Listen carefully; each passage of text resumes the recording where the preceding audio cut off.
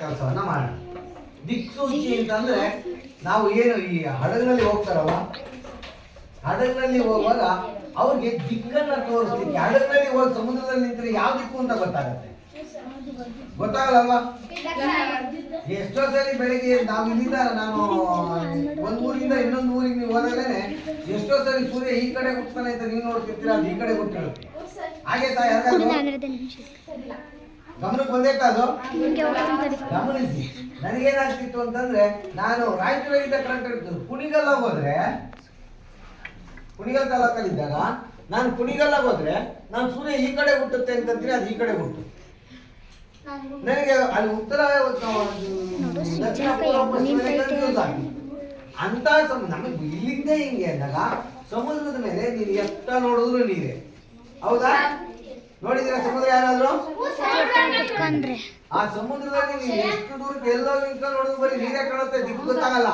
ಅಂತ ಸಂದರ್ಭದಲ್ಲಿ ಅದ್ರಲ್ಲಿ ಇರ್ತಕ್ಕಂಥ ನಾವಿಕರು ಏನ್ ಮಾಡ್ತಾರೆ, ದಿಕ್ಕುಗಳನ್ನ ಕಂಡುಹಿಡಿಕೊಳ್ಳಿಕ್ಕೆ ದಿಕ್ಸೂಚಿಯನ್ನ ಬಳಸ್ತಾರೆ. ಆಯ್ತಾ?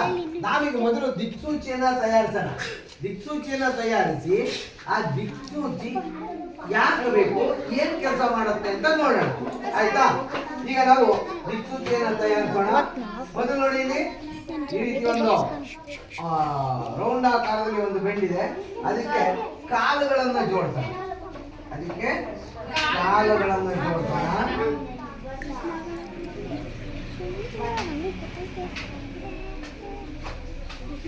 ಅದಕ್ಕೆ ಈ ರೀತಿಯಾಗಿ ಕಾಲುಗಳನ್ನ ಜೋಡಿಸಿದೆ, ಇದ್ರ ಮೇಲೆ ಇಟ್ಟೆ. ಆಯ್ತಾ? ಈಗ ನೋಡು, ಇಲ್ಲಿ ಈ ರೀತಿಯಾಗಿ ದಿಕ್ಕುಗಳನ್ನ ತೋರಿಸ್ತಕ್ಕಂತ ಒಂದು ಏನು ಪೇಪರ್ ಇದೆ ನೋಡಿ. South, north, south, east, west. North ಅಂದ್ರೆ ಉತ್ತರ, ಸೌತ್ ದಕ್ಷಿಣ, ಈಸ್ಟ್ ಪೂರ್ವ, ವೆಸ್ಟ್ ಪಶ್ಚಿಮ. ಈಗ ನಾವು ಇದನ್ನ ಇದಕ್ಕೆ ನಾವೇನು ರೌಂಡ್ ಒಂದು ಬೇಸ್ ಮಾಡೋದಲ್ಲ, ಅದಕ್ಕೆ ಹೀಗಾಗಿ ನೋಡ್ರಿ ಒಂದು ಪಿನ್ ಐತಿ, ಈ ತರದ ಒಂದು ಪಿನ್. ಆಯ್ತಾ? ಈ ತರದ ಈ ಒಂದು ಪಿನ್ ಅನ್ನ ಚುಚ್ಚೋಣ. ಚುಚ್ಚಿದೆ ನೋಡ್ರಿ. ಈಗ ನಾವು ಇದನ್ನ ಇಟ್ಟಿದ್ದೀವಿ, ಇದ್ರ ಮೇಲೆ ನಾವು ಈ ಸೂಜಿ ಆಕಾರದ ಕಾಂತವನ್ನ ಇಡೋಣ. ಇದನ್ನ ಸೂಜಿ ಕಾಂತ ಅಂತ ಕರೀತಾರೆ. ನೋಡ್ರಿ, ಅದು ಯಾವ ದಿಕ್ಕಲ್ಲಿ ನಿಂತ ನೋಡ್ರಿ. ಈಗ ಅದು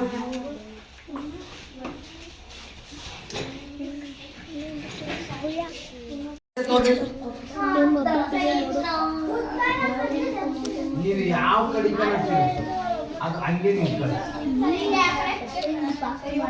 ಅದು ಯಾವ ಕಡೆ ತಿರ್ಕೊಂಡೈತೆ, ಉತ್ತರ ಮತ್ತು ದಕ್ಷಿಣಕ್ಕೆ ತಿರ್ಕೊಳ್ತಾ ಐತೆ. ಯಾವುದು ಯಾಕೆ ಅಂತ ಕೇಳೋದಾದ್ರೆ, ನೋಡಿ, ಇದು ನಾವು ತಯಾರು ಮಾಡಿಕೊಂಡಿರುವ ಎಂತದಿದೋ, ಏನಿದೋ ದಿಕ್ಸೂಚಿ. ದಿಕ್ಸೂಚಿ ಏನಿದು? ಹೌದಾ? ಈ ದಿಕ್ಸೂಚಿ ನೋಡಿ ಹೆಂಗ್ ನಿಂತದ. ದಿಕ್ಸೂಚಿ ಉತ್ತರ ದಕ್ಷಿಣವಾಗಿ ನೀನು ಹೆಂಗನ ತಿರುಗಿಸೋದ್ರ ಅದು ಉತ್ತರ ದಕ್ಷಿಣವಾಗೇ ತಿರುಗಿಕೊಳ್ಳುತ್ತೆ. ನೋಡು, ನೀನ್ ಹೆಂಗನ ತಿರುಗಿಸ್ಕೊಂಡು ಹೋಗು, ಅದು ಉತ್ತರ ದಕ್ಷಿಣವಾಗೇನೆ ನಿಲ್ಲುತ್ತೆ. ಯಾಕೆ ಅದು ಉತ್ತರ ದಕ್ಷಿಣವಾಗೇ ನಿಲ್ತಾ ಇತ್ತಲ್ಲ, ಚೇಂಜ್ ಆಗ್ತಾ ಇಲ್ವಲ್ಲ? ನೋಡ್ರಿ, ನಾನು ಅದನ್ನ ನೋಡ್ರಿ ಹಿಡಿದು ಬಿಡ್ತೀನಿ. ನೋಡ್ರಿ, ಈಗ ಪೂರ್ವ ಪಶ್ಚಿಮಕ್ಕೆ ಹಿಡ್ಕೊಂಡಿದ್ದೀನಿ, ಬಿಟ್ಟು ಕೂಡ ಉತ್ತರ ದಕ್ಷಿಣಕ್ಕೆ ಹೋಗುತ್ತೆ. ಹೌದಾ? ಸೊ ಏನಕ್ಕೆ ಅಂತ ಈಗ ನಾವು ನೋಡುವ.